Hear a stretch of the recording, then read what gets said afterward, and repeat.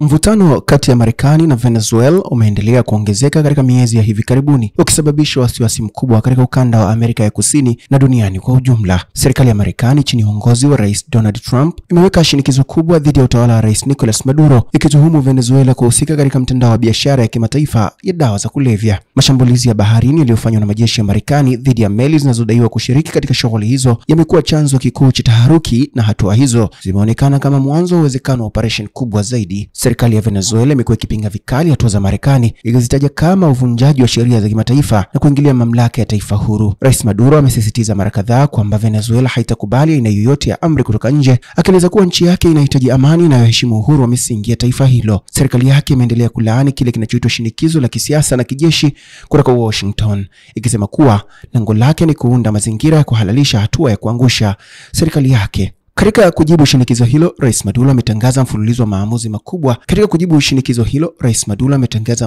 maamuzi makubwa yenye athari pana. Mojawapo ya hatua hizo ni kusitisha vibali vya mashirika kadhaa ya ndege ya kimataifa, hatua iliyolenga kulinda usalama wa anga ya Venezuela kutokana na kile serikali inachokiita kuwa anga yenye vitisho la kijeshi. Pia serikali yake imeongeza ulinzi kwenye maeneo ya mipaka, baharini na katika anga kwa lengo la kuzuia uvamizi na ukiukaji wa mipaka ya taifa. Hatua hizi imeonyesha dhamira ya serikali ya Caracas kujilinda dhidi ya kile wanachokiona kama hatari ya wazi.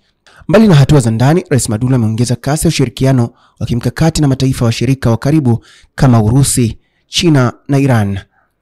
Ushirika huu umehusisha makubaliano ya kiusalama, ulinzi, intelijensia, hatua ambayo inatazamwa kama njia ya kujenga ngao ya kimataifa dhidi ya shinikizo la Marekani. Kupitia washirika hawa, Venezuela inatafuta kuongeza nguvu ya kimataifa itakayosaidia kupunguza hatari ya kutengwa au kushindwa kisiasa mbele ya Marekani. Jumuiya za kimataifa ikiwemo Umoja wa Mataifa zimeendelea kutoa wito wa kupunguzwa kwa mvutano na kurudi kwenye njia ya mazungumzo kama njia pekee ya kuepusha migogoro mikubwa. Pamoja na kwamba hakuna vifo vilivyoripotiwa kufikia sasa, bado hali ya wasiwasi inaendelea kukua, huku mataifa mengi yakihofia athari za kiusalama na kiuchumi endapo mgogoro huu utazidi kupamba moto. Salumu Amani, Kawabe News.